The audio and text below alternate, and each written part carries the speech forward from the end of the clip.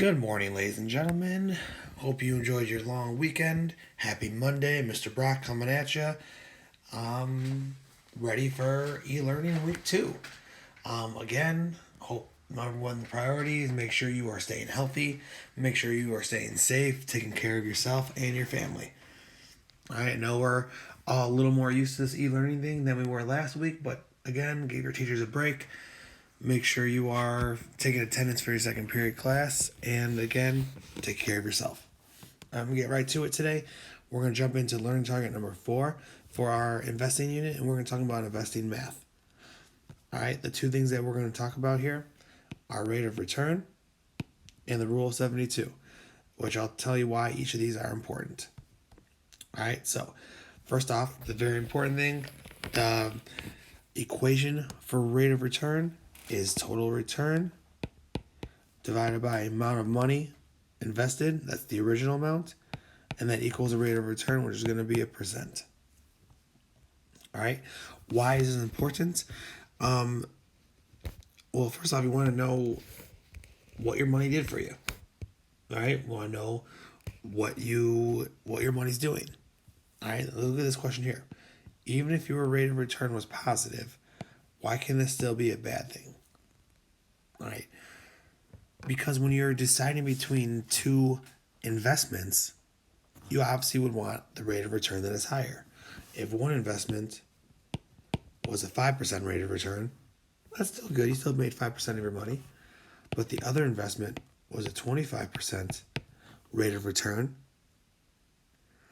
That means you would lose 20% if you chose this investment over this investment. All right, so you're still losing money based off which investment you choose. And that's called opportunity cost. Basically, what we just said up there, the loss of potential gain from other alternatives when one alternative is chosen. Because you chose this investment, you lost 20% if you would have chose that investment. All right, because you chose that, you lost 20% of your rate of return. Simple as that. All right, we're going to go ahead and show you how to calculate that right now. All right, again, that's our example. Let's talk about our girl Mandy. Mandy saved $2,200 in a money market deposit account.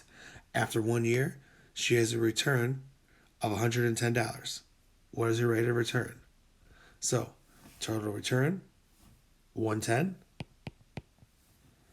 Amount of initial investment, 2,200. All right, and then you see here, it comes up as 0.05, but we obviously know we want it as a percent, so we're going to move the decimal place over twice, 5%. All right, nice and easy. Let's see, get another one. Derek invested $900. When he withdrew his money from this investment, he had a total of $1,050. What is Derek's rate of return? Here's where people get kind of confused because they say this and they go 1050 divided by 900 equals, but that's wrong. All right, because we see here the first part is the total return, not the total amount after your investment. So what we have to do there is we have to take that 1050 minus your initial 150. So you have actually a return of $150. All right, right there, 150 divided by 900 equals 16.7%. All right, remember that's important because this 1,050 is not your return. That's your total after your investment. And when we do rate of return, we want to take our total return. All right, let's see. Your principal investment was $500. You made an extra $38. What was your rate of return? 38 divided by 500 equals 38 divided by 500 equals 7.6%.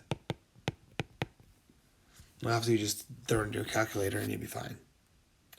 Your principal investment was $250. When you took your money out, you had $297. Remember, that's not your return, so it's $297 minus $250. That'd be $47. divided by 250. Man, my handwriting sucks. 297 minus 250. 47 divided by 250. 18.8%. It's a pretty good rate of return. All right, so let's do a couple more. You invested 600. When you took your money out, you had 550. What is your rate of return? All right, so you go 550 minus 600. You notice it's going to be a negative number. It's going to be negative 50. All right, so it's negative 50 divided by 600, which is negative 8.3%. Above all, negative rate of return is bad. You don't want that. All right, you invested 100 and your rate of return was 5%. How much money did you make? All right, so you're going to make $50 here. So you said, so your original amount invested, so X divided by 1,000 equals 0.05. All right, you want to get X by itself. So instead of times, you divide it by 1,000. All right, and then that's 3 decimal places. 1, 2, 3. That's $50. All right, and we'll have more practice on this in a second. All right, so now we're going to go to what we call the Rule 72. This is when you have your money in a compound savings account or a compound account that you're trying to figure out how long it's going to take to double. All right, so it's really saying our money, if it's invested at 10% interest, it's going to double every 7.2 years. All right, so that's going to be the Rule 72. All right, you're going to see why in a second. All right, 72 divided by the interest rate is an equal number of years needed for your principal to double. All right, make sure you know that Rule 72 is only an approximation, right? We can't be 100% positive, 100% sure. It's an approximate number of years. All right, your interest rate is consistent. It's not changing. Here, we usually change our interest rate to a decimal. We aren't at this time. We are not. Right? Interest is reinvested and does not allow for additional payments. All right, so let's just take a look here.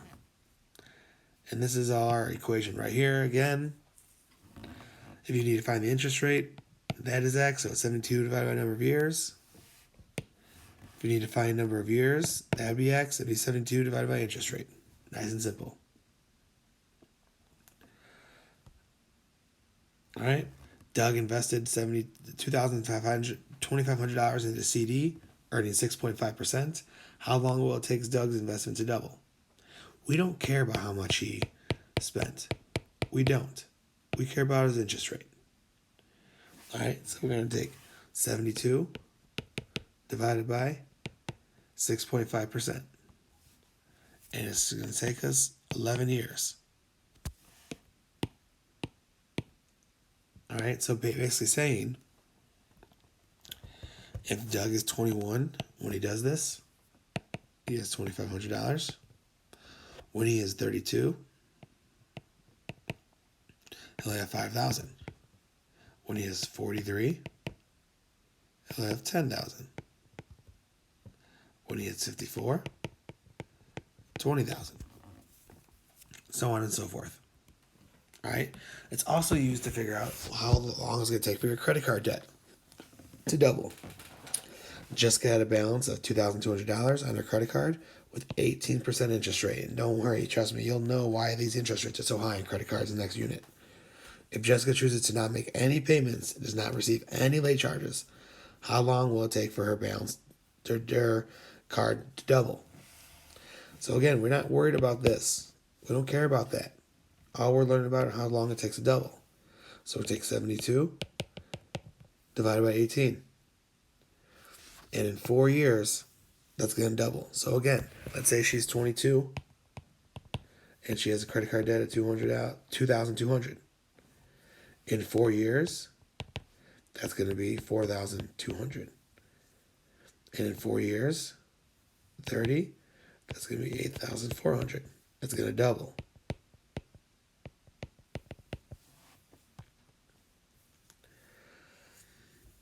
All right, again, same thing. And Maria invested $2,000 at age 22. When will this double? At 8%. When will she have 16? So let's see. 72 divided by 8 equals 9. So 9 years. And let's see. She's 22. She has 2,000 plus 9, 31. She'll have 4,000. 9 years, 40. She'll have 8. 49.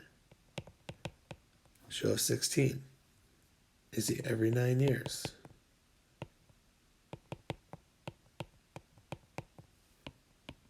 Times 2.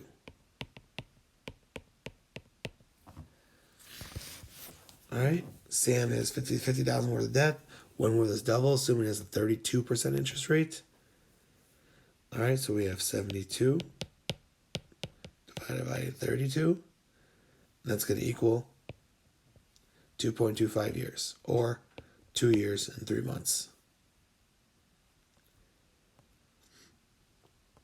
All right, so there's just more practice on this. I want you guys to go to Schoology.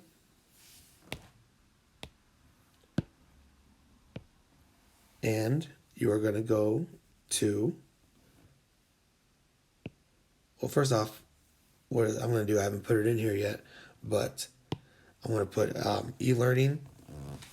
Well, you already got this because you'll see e-learning day 6.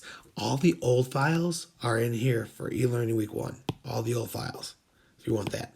For today's activity, you're going to go to investments, activities, and investment math practice. Please use your notes when doing this. Tomorrow we'll have a nice, easy activity that we're going to get everyone involved and give us collaborating a little bit. All right, download the Notability. Try to fill it out as best you can. I will upload a answer key tomorrow morning. Have a great day.